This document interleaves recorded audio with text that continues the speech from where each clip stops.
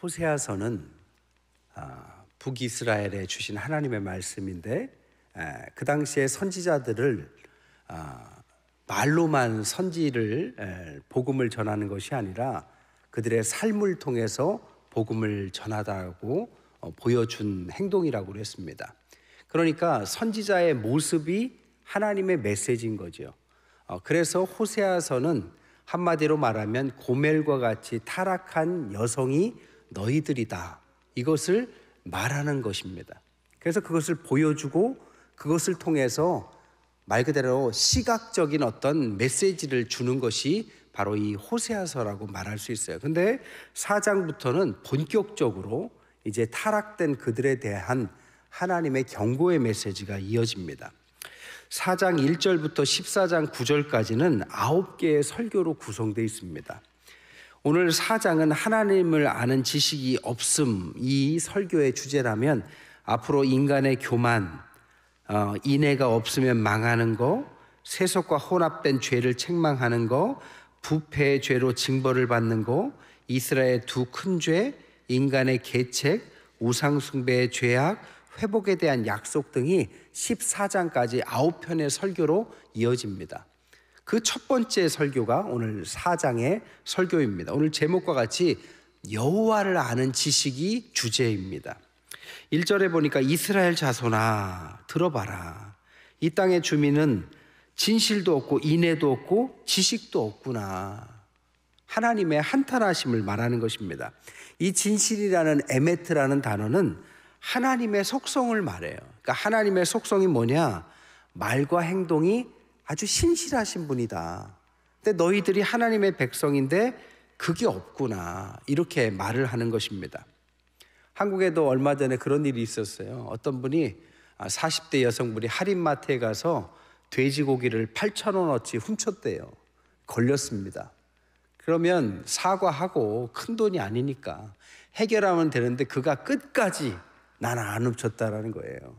그래서 같이 간 사람한테 거짓말을 하도록 뒤에서 안 훔친 것을 증거해달라고 거짓 증언을 부탁하다가 결국 걸렸습니다. 다 거짓말인 게 들통났어요. 재판장이 뭐라고 했냐면, 그냥 잘못했다, 다음부터 하지 마라 하면 끝날 것을 이렇게 다른 사람들을 거짓말하고 또 법정을 모독했기 때문에 2년 6개월을 때린다, 이렇게 선고를 했답니다. 진실이란 것이 그래요. 작은 것 잘못했을 때 하나님 앞에 회개하면 끝입니다. 하나님은 우리의 연약함을 아시죠. 하나님은 깨끗하시지만 우리는 연약해요. 그래서 넘어지기도 하고 잘못하기도 하고 실수하기도 하고. 그러나 중요한 것은 그것을 숨기려고 하지 말고 진실되게 하나님 잘못했습니다, 그러면 되는 거죠. 그 진실을 말하는 겁니다.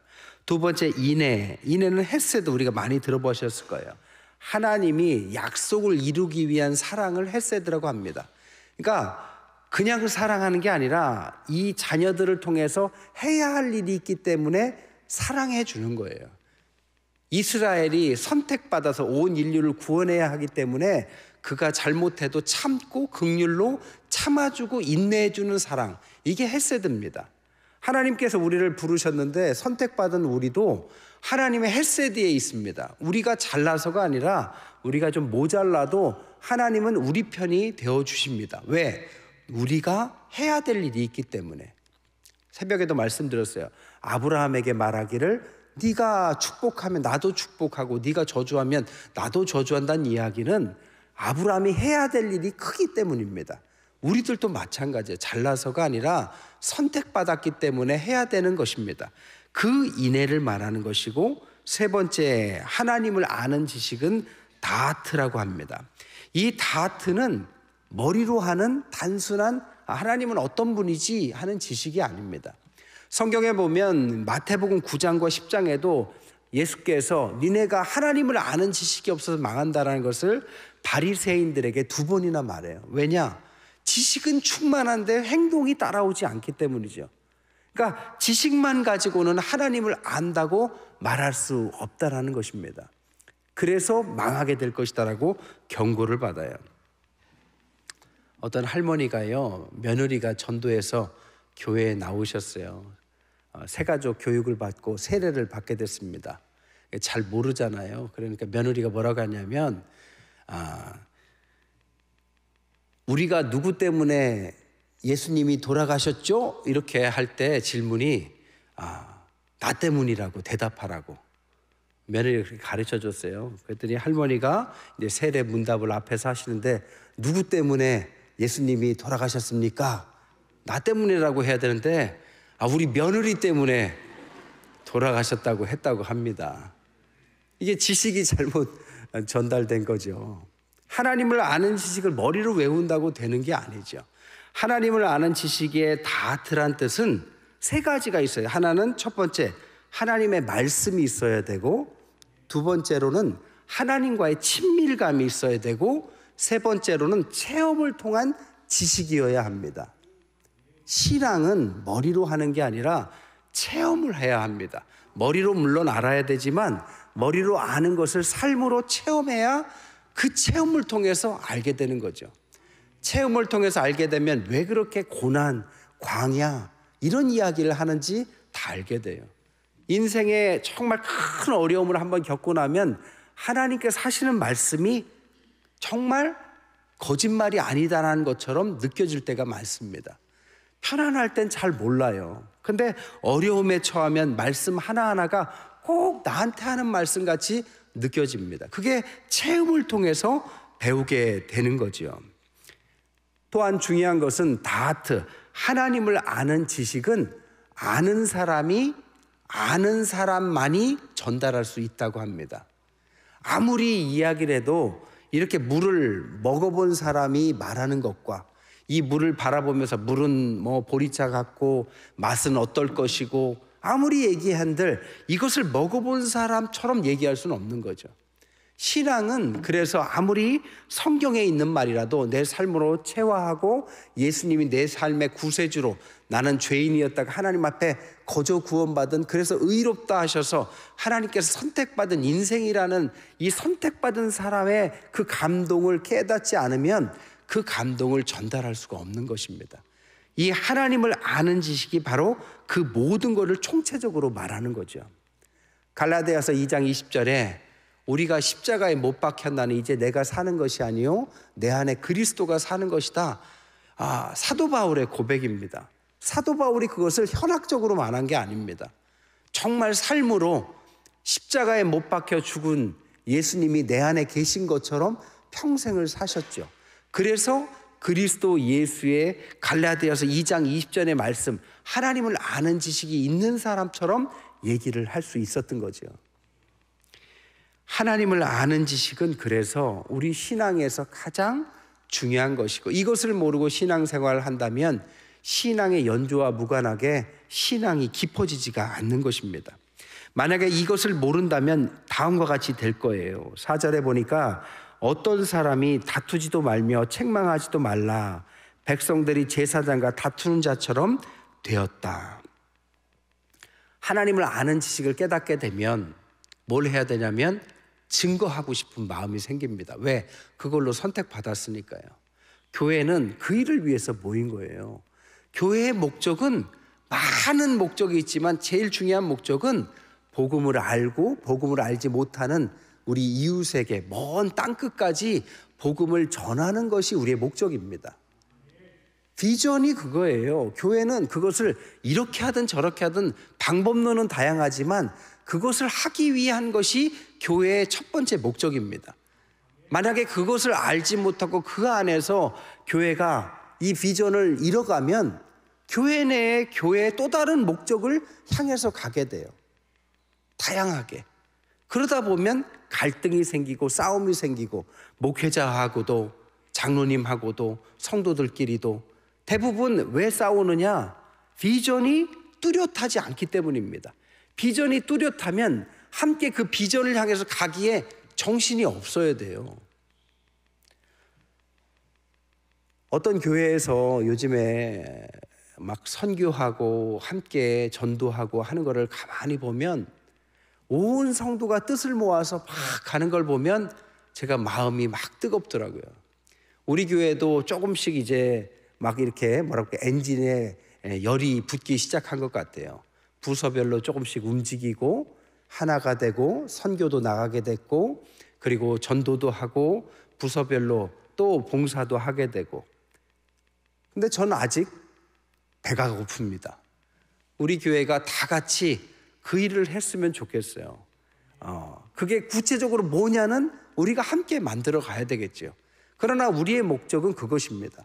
그리고 저의 목적도 그것을 여러분들의 가르치는 것이 제 목적이고, 여러분들은 저를 통해서 하나님의 말씀을 배우고 그 배움 속에서 여러분들이 해야 될 은사대로 연합하고 또 각자의 일들을 찾아서 함께 해서 그 사역이 끝나지 않을 정도로 끝없이 넓어지는 것. 그래서 사도행전 28장이 아니라 29장, 30장을 정말 써내려 가고 있구나라는, 너무나도 끝나지 않을 것 같은 사역을 하고 있는 교회가 되는 것이 저의 비전입니다. 그리고 우리 교회에 함께하기 위한 비전이죠. 하나님 앞에서 이 일을 위해서 가지 않으면 뭐라고요? 4절에 보니까 제사장과 다투는 자처럼 될 거다. 왜? 제사장이 제사장 역할을 안 하고 성도들이 성도들의 역할을 안 하기 때문에 결국에는 할 일이 뭐냐면 다투는 일밖에 남지 않는 것입니다. 그것은 뭐 서로 누가 더 세냐, 누가 더 뭐하냐, 저 사람 어떻다더라, 이런 이야기로 시간을 보낼 수밖에 없습니다. 정신이 없어야 돼요. 교회는 하나님의 비전을 통해서 막 꿈을 꿔야 되고 환상을 봐야 되고 함께 계획해야 되고 연합해야 되고, 그것을 위해서 물질도 모으고 함께 아픈 사람들을 위해서 신방해주고 기도해주고. 새로 직분을 세웠습니다. 직분자들은 직분의 목적에 충실하면 돼요. 아이고 내가 이만큼 됐지가 아닙니다. 권사님들이 되셨으면 기도 많이 하셔야 돼요.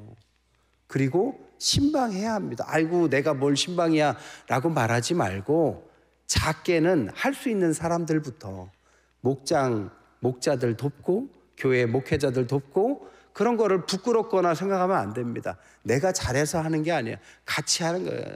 장로님들은 기둥이 되려고 해야 돼요. 어른의 역할을 해야 됩니다. 장로님이 어린아이 같이 굴면 절대 안 돼요.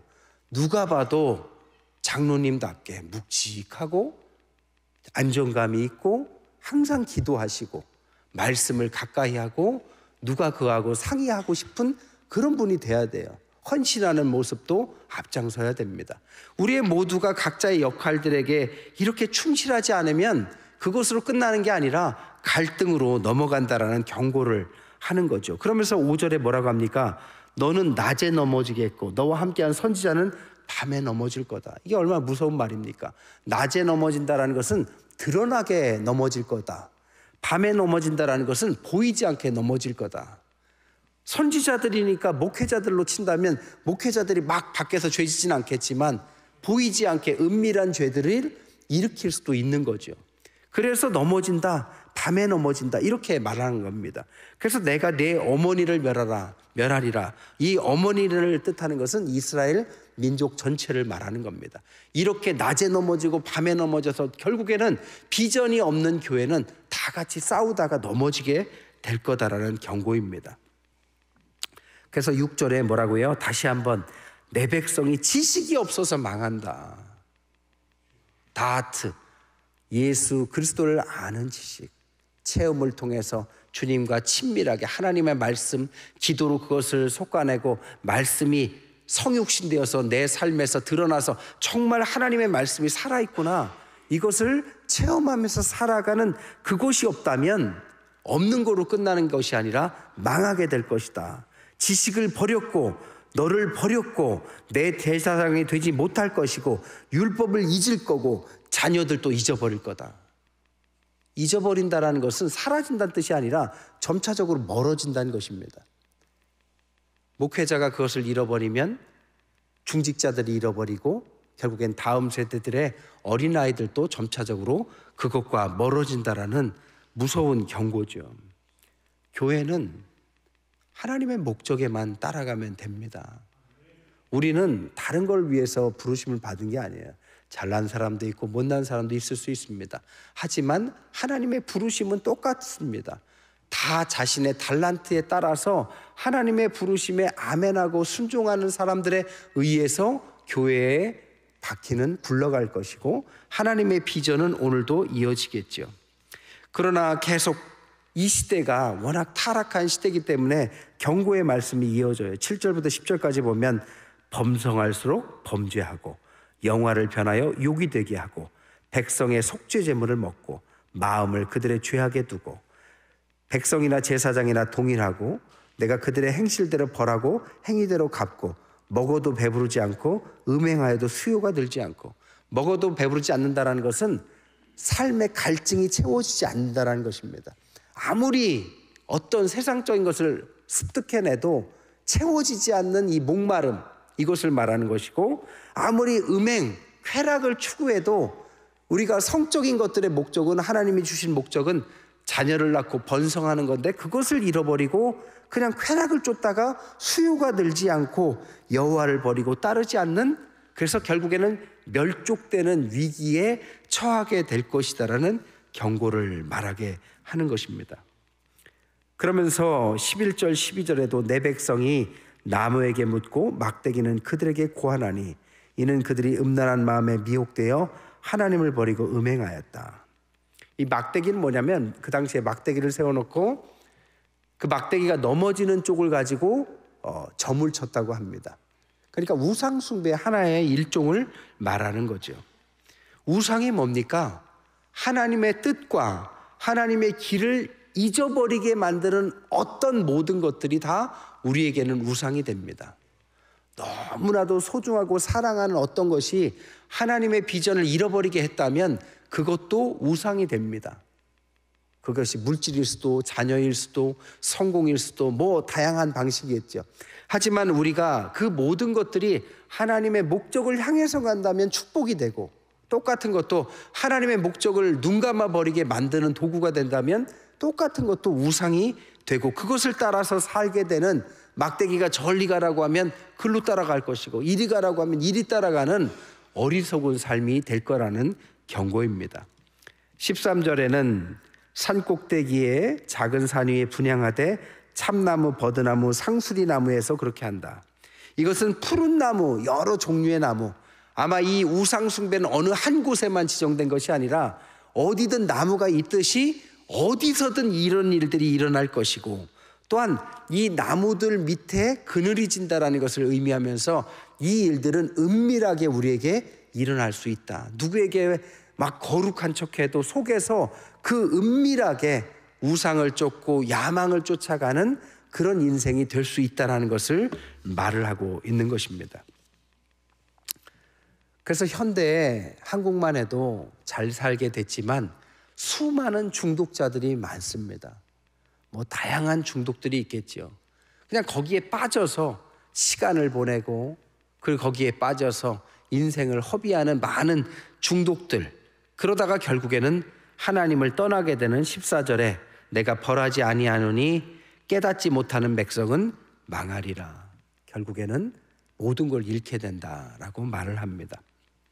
그러면서 15절에 너는 음행하여도 유다는 죄를 범하지 못할 것이고 너희는 길갈로 가지 말고 베나 웬으로 올라가지 말아라. 이 길갈이라는 곳은 옛날에 선지 학교가 있었던 곳입니다. 성스러운 곳인데 그곳이 호세와 아모스 시대에는 우상 숭배의 본거지가 됐어요. 또 베나웬이라는 곳은 원래 베델을 말하는 것입니다. 베델은 하나님의 집이라는 뜻입니다. 그런데 베나웬이라는 뜻은 사악한 집이라는 언어 유희를 말해요. 그러니까 성스러운 곳이었는데 아주 타락한 곳이 돼버린 거죠. 이것은 사람일 수도 장소일 수도 있습니다. 정말 유럽 같은 데에서도 그런 일들이 비일비재하고 우리나라에도 이런 일들이 일어나고 있죠. 교회를 짓기 위해서 그 옛날에 그렇게 헌신을 했는데 성도들이 사라지니까 어떻게 됩니까? 그곳이 뭐 술집이 되고 이슬람 사원이 되고, 우리나라도 저 외곽에 있던 교회들 건축하려고 건축비 많아지다가 결국에는 그거 경매에 넘어가고 카페가 사가지고 십자가도 안 떼고 거기에서 카페, 빵집 이런 데 하는데도 있다고 제가 봤어요. 그러니까 우리가 열정을 가지고 막 외향적인 것들을 치중하는 게 중요한 것이 아니라, 외향적인 것은 필요만큼 충족하고 더 해야 될 건 뭡니까? 사람을 잘 키워야 됩니다. 아이들에게 신앙을 심어줘야 됩니다. 아이들에게 신앙 있는 모습을 보여줘야 됩니다. 하나님을 믿는 백성은 망하지 않아요. 하나님을 믿는 가정은 망하지 않습니다. 하나님을 믿고 기도하고 말씀 가운데 살면 지금은 어려워도, 지금은 오해가 있고, 지금은 내 삶이 뜻대로 안 풀려도 하나님께서 그 모든 것을 제자리로 돌려놓습니다. 하나님을 믿는 사람들이 그 정도 믿음 없이 어떻게 우리가 하나님 앞에 살아갈 수 있을까요? 이스라엘 백성들은 계속 그것을 멀어져 가니까 하나님께서 이렇게 말씀하시는 거죠. 그러면서 16절에 여호와께서 어린 양을 넓은 들에서 먹인같이 그들을 먹이시겠느냐? 의문문으로 해석하면 넓은 초장에서 어린 양을 먹이는 것처럼 먹이시지 않는다라는 뜻이고, 평서문으로 해석하면 넓은 들에 사나운 맹수들이 우글거리는 그곳에 어린 양을 두지 않는다라는 뜻으로 해석이 가능합니다. 다 뭐냐? 그 길로 가면 안 된다라는 겁니다. 마지막에 그러면서 17절에 에브라임이 우상과 연합하여, 에브라임은 북이스라엘 말하죠. 타락했기 때문에 버려두고, 19절에 바람이 그 날개로 그를 쌌나니 그들이 그 제물로 말미암아 부끄러운 일을 당하리라. 이 바람이라는 루하흐는 성령이라고도 말을 하는데, 하나님이 그들을 감싸 안아서 결국에는 부끄러운 실패, 멸망을 당할 거다라는 건 심판을 경고하고 있습니다. 몇 가지 이야기만 더 하고 말씀을 마칠게요. 오늘 본문에는 크게 9가지 범죄를 1절부터 2절에 이어가고 있습니다. 진실, 인애, 지식 1절에 3가지, 2절에는 저주, 속임, 살인, 도둑질, 간음, 포악 6가지. 그래서 9가지 죄악을 말하고 있어요. 그 중에서도 진실, 인애, 지식 이 3가지를 잃어버리면 가장 중요한 것을 잊어버리는 것입니다. 진실, 에메트는 하나님처럼 신실한 것, 진실한 것. 인애는 하나님의 약속에 대한 사랑, 그것을 믿고 그 속에서 살아가는 것. 하나님을 아는 지식, 다하트는 아까도 말했듯이 하나님의 말씀과 그것에 대한 체험과 그것을 체험을 통해서 내 삶에 각인시키는 것. 이 3가지만큼은 절대 잊으면 안 된다. 두 번째, 이 모든 것의 궁극적인 문제는 제사장의 죄 때문이다라고 4절부터 10절까지 제사장을 언급합니다. 제사장이 오늘날로 말하면 목회자겠죠. 왜 목회자의 잘못이라고 말을 하느냐? 3가지 이유 때문입니다. 첫째, 잘못된 것을 가르쳤거나, 두 번째, 가르칠 것을 가르치지 않았거나, 셋째, 중요한 것을 가르치다가 가르치지 않아서, 가르치다 말아서 넘어지게 만들거나, 다 목회자의 책임이라는 것입니다. 그래서 낮에 보이게 넘어지고 밤에 안 보이게 넘어지게 만든다라는 거죠. 여러분, 그러니까 저를 위해서 기도를 많이 해줘요. 많이 좀 해주세요. 제가 훌륭해서가 아니라 제가 부족해서 사실 이 자리가 감당하기 힘든 자리입니다. 어느 교회나 훌륭한 목사님들이 물론 많이 계시지만 성도들이 훌륭하게 기도해 주지 않으면 목회자의 그 스스로가 그것을 다 감당할 만한 인간적인 능력은 부족합니다. 교회는 성도들이 목회자를 위해서, 그 힘으로 목회자는 성도들을 위해서 이 선순환이 끊이질 않아야 합니다. 제가 얼마나 부족합니까? 누가 봐도 부족한 사람이에요. 그런데 부족하기 때문에 하나님 앞에 무릎 꿇을 수밖에 없고, 그래서 여러분께 기도를 부탁드릴 수밖에 없다라는 사실을 아는 것만큼은 제가 훌륭한 것 같아요. 제가 잘나지 못했습니다. 하나님 앞에 부족해요. 그래서 항상 부족한 마음이에요. 여러분이 기도해 주지 않으면 제가 오늘 목회를 그만둘 수 있을 만큼 정말 부족한 사람입니다. 여러분들이 기도해 주셔서 제가 잘 되게 기도해 달라는 것이 아니라 목회자의 직분을 잘 할 수 있도록 기도해 달라는 것입니다. 하나님의 마음을 품고 끝까지 혹시 부족한 게 있으면 그것을 다시 바로 세워서 갈 수 있는 용기와 믿음이 좀 있도록, 그럴 언행과 그런 삶과, 또 엉뚱하게 교회에 여러 시시비비에 휘말리거나 또 교회 밖에 여러 일들에 휘말리거나 좀 그러지 않도록 기도를 부탁드립니다. 우리 지방에도 교회들이 여러 보이지 않는 문제들이 많아요.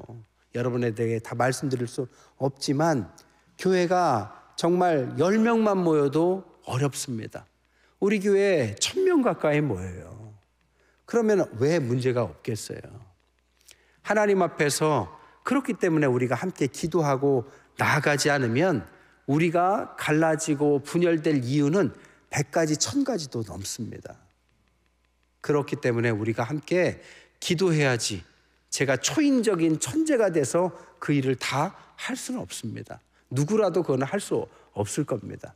그래서 여러분들에게 기도를 부탁드리고, 여러분들도 저와 목회자들과 교우들을 위해서 얼마나 아픈 분들이 많은지를 몰라요. 우리 권사님, 김명순 권사님 몇 주 전까지 성가대에 딱 앉아 계셨는데 지금 이제 항암 치료 시작하셨습니다. 아유, 제가 얼마나 마음이 아픈지 모르겠어요. 그런 분들이 지금 여러 계십니다. 잘 극복하신 분도 있고 지금 한창인 분들도 있고, 혼자 힘으로는 부족합니다. 우리가 한 교회에서 모이게 했다면 함께 기도해야죠. 눈물을 쏟아서 내 몸처럼 이웃을 사랑하라고 그랬잖아요. 내가 아플 때 다른 장로님, 권사님, 집사님들이 그렇게 기도해 주실 것입니다. 그들이 아플 때 우리도 기도해야 합니다. 말씀을 정리할게요. 제임스 패커는 하나님을 아는 지식에서 하나님을 알면 4가지가 분명히 생길 거다라고 했습니다. 4가지가 뭐냐? 첫째, 열정이 생길 거다. 하나님을 아는 증거, 열정. 두 번째, 생각이 위대한 생각이 생길 거다. 세 번째, 용기가 생길 거다. 네 번째, 큰 만족이 생길 거다. 이 4가지가 생겼다면 그분은 하나님을 아는 지식이 있는 것입니다. 말씀을 정리하겠습니다. 오늘날 우리는 다른 걸로 망하는 게 아니에요. 돈이 없어 망하거나 앞길이 막혀서 망하는 게 아닙니다. 하나님이 계신데 하나님을 아는 지식이 없어서, 그것을 체험하지 못해서, 하나님을 삶으로 누리지 못하고 내 삶 가운데 뜨거운 하나님의 열정을 우리의 삶으로 누리지 못한다면 그것 때문에 모든 실패가 시작된다는 것입니다. 부디 우리의 모든 성도들, 또 우리의 교회가 하나님 앞에서 하나님의 아는 지식으로 충만해지시기를 주님의 이름으로 간절히 축원드립니다. 기도하겠습니다. 하나님, 사랑하는 우리 태평의 모든 성도들, 하나님을 아는 지식이 충만케 하여 주옵소서. 한 명의 낙오자도 없이 소외자도 없이 하나님을 아는 지식으로 이 땅에 살아가야 될 목적과 이유와 또 그것을 위한 은사 주심을 깨닫고 해야 될 일들, 말씀과 기도 가운데 하나님께서 이끄시는 충성하고 성령 충만한 삶을 사는 우리의 모든 성도들 되게 하여 주옵소서. 병든 우리의 안타까운 성도들 하나님께서 돌봐주시고 치유케 하셔서 오늘 이 시간 함께 기도할 때 그들의 질병이 떠나가는 역사가 있게 하여 주옵소서. 마음의 심란함과 미래에 대한 불투명 때문에 답답한 마음이 있는 모든 분들에게 성령의 충만함이 임하는 저녁 예배가 되게 하여 주옵소서. 오늘 이 시간 주님께 모든 걸 의탁드리고 예수 그리스도의 이름으로 축복하며 기도드립니다. 네.